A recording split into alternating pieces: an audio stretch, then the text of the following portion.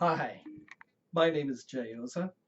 I like to help, teach, mentor, and coach people on public speaking so that they can get winning high stakes speeches, whether it's for a job interview, a business meeting, or in front of a large audience at a conference. I just made four mistakes in that one sentence. And you know what those four mistakes were? Four words that I used are kind of dangerous to use. I used the word help, use the word teach, I use the word mentor, and I use the word coach. Why are these so dangerous? It all comes down to one word: change. Change is a dirty word. People don't like to make a change. So you may want to help people, you may want to teach people, you may want to mentor people, you may want to coach people. The question is the other person ready? And even if they're ready, they may not want to be helped, they may not want to be coached, they may not want to be mentored, and they don't want to learn. Let's take teaching, for example. We all want to teach. That is a very much what you want to do. That's what you want to do. I want to teach. The question is, you can only teach if the other side is also interested in learning. It's like male, female, right? Boom. They have to attract, right? If I want to teach and the other person doesn't really have the same interest in wanting to learn, then we don't have a match. We're at loggerheads. I want to teach, but he's not ready to learn. You can't, it's not going to work. So when you use the word teach, the other person should be using the word learn. I want to learn from you. I want to learn from you. If somebody's saying I want to learn from you, then the question is, do you want to teach that person? Why does that person want to learn from you? So let's just take this word again, stay on it a little longer, teach. Teaching is hard, and learning is hard. So we can't just assume that just because you want to teach, the other person, even if he wants to learn, that's going to happen. Look, we spend so much time in school to learn, and we don't do anything else, right? From kindergarten all the way up to college and maybe even graduate school and beyond. We are in a learning mode. And when you're in a learning mode, you don't have anything else going on unless you decide to have something going on, which you shouldn't if you're paying money to learn. You're essentially paying to learn. And you are just focused on learning. And you go to places like schools, and they have teachers, and you learn so that you can then take that knowledge, wisdom, information, insights, and be productive or build on that. Okay, now this sounds kind of simple, but you got to think about this, that when we become adults, we use these words so freely, like I want to teach people, I want to help people, I want to coach people. If you're on the receiving end, it can get very intimidating. Like, he wants to teach, but do I really want to learn? Do I have the time to learn? The number one problem with all of these words is time, interest, and effort.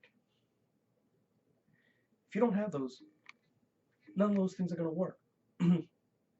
Like, I mentor on this Coursera public speaking forum for like over 2.5 years now. But I'm not sure that people on the other side are receptive to that. I don't get that indication. So you can't mentor somebody who doesn't want to be mentored. You can't teach somebody who doesn't want to learn. You can't coach somebody who's not coachable.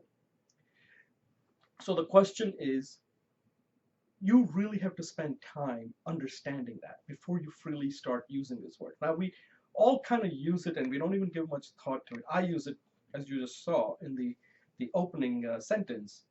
I don't really give a lot of thought to it. But then one day I said, you know, I want to teach people why nobody wants to come to me. And their answer is simple: people out there don't have the time, don't have the interest, don't have the passion, and they don't want to make the effort. It has nothing to do with my ability to teach, and I took it personally. And now I don't. I just said, look, you know what? What I do is hard. That is to teach, to mentor, to help, to coach.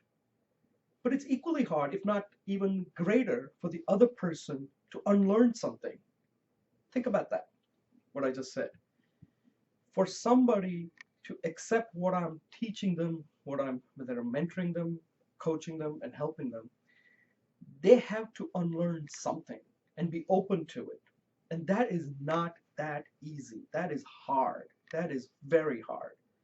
And that's why I always say that realistically, you can only improve somebody by just 10%. Now, I came up with that number from working with people because I used to try to change them a lot. It never works. They'll just ignore it. They'll pay attention. Boom, they ignore it. Second is that people get intimidated. Change is a very intimidating thing for people. So next time when you use these words, help, teach, mentor, and coach, you're going to have to make you got to qualify that and saying, look, I understand these things are hard, but give me a shot and I'll at least guide you. Guide, I think, is a better word. People want to kind of incrementally learn on their own. And if they don't, they'll drop off, right? We have a lot of teachers, outstanding, but we don't have a lot of good learners. And learning is very hard, and it's very expensive, and it's very tedious, and it's slow. In anything, you can't make improvements that quickly, no matter who you are. And these are the things you have to think about when you start using the same words. Like, you learn something. Like, I believe I'm pretty good at public speaking.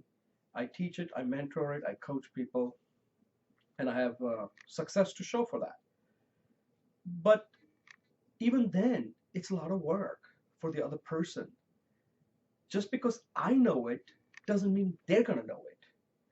They have to be willing. I have to understand where they stand. And that is a hard process from my perspective, that I need to get an assessment on where they are. And all these things are very time consuming. When you deal with one-on-one interaction, you really have to understand where that person is completely before you can even recommend anything. And most of the time, you don't even need to recommend anything. They already know what they have to do. The question is, and this is one of the things that I mentioned in my book that is going to be coming out in June timeframe, called Speaking Moments. And that is that before you can coach somebody, it's a 10-step process of self-coaching. And what I say is that when you go hire a coach, it comes down to the 9th level, the 9th when you have to perform, and the 10th step, winning. If you can't execute on your own, then you don't need coaching there. You can self-coach yourself. But if you're executing, let's say I'm giving the speech and I'm executing, but I can't perform in front of people, then perhaps a coach can help me go from execution to performance. And then let's say I'm performing, but I'm not winning. I may hire another coach to help me to go from performing to winning. So as you can see, it's incremental there. It's not a big thing. But if you just want to start out and say, I need a coach, it's not going to work. You're not going to be receptive. And in fact, any coach who takes you on is wasting his or her time. Because I look at it this way, when you take on a client, you want to be successful. So to close this out, be careful of these 4 words: help, teach, mentor, and coach. And the reason you have to be careful is because there's one word that's sitting on top of it: change. And change is very hard. You have to ask yourself, how long did it take you to become that good? And how long do you think it's going to take? And that means that that other person has to unlearn all the clutter that's in their head, all the bad practices, bad habits. And that's not that easy. So these words we all want to use, but look at it from the other person. How practical is it? Instead, just use the word guide. I'm going to guide you, and then you can then take it from there. I know this is a little bit long, but think about it and let me know what you think. Whether you use this word freely, or am I completely wrong on this? That the word help, teach, mentor, and coach are overused, and they're very much coming from the person, not from the person who's on the receiving end. Okay, thank you for watching.